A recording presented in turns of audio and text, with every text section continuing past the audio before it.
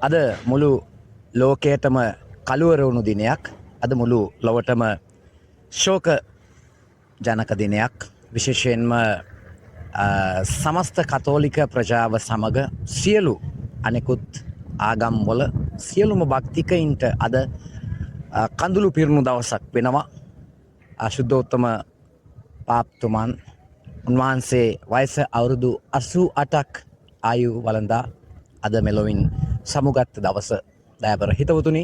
විශේෂයෙන්ම උන්වහන්සේ සමස්ත ලෝකයේම මේ ආගම් භේදවලට එරෙහිව නොවෙයි විරුද්ධව තිබෙන්නා වූ එම සටන් නිරවුල් කරන්නට ආගම් අතර සාමය සනිටුහන් කරන්න උන්වහන්සේ විශාල වෑයමක් දරුවා. ඒ වගේම සමස්ත ලෝකයේ අසරණ දුවා දරුවන් වෙනුවෙන් විවිධ ජාතීන් වෙනුවෙන් උන්වහන්සේගේ ආශිර්වාදය නිරන්තරයෙන් උන්වහන්සේගේ අප කැපවීම ඉෂ්ට සිද්ධ කරා. ඉතින් අද දින උන්වහන්සේ මෙලොවින් සමුගන්නවා. Go SL TV නාලිකාවේ අපගේ බලවත් කනගාටුව මේ අවස්ථාවේදී සමස්ත ඔබත් සමග මෙලෙස අපි ප්‍රකාශ කරනවා. ඔබගේත් උන්වහන්සේට අවසන් ගෞරව දක්වන මෙන් ඔබ සැම සියලු දෙනාගෙන්ම ඉල්ලා සිටිනවා.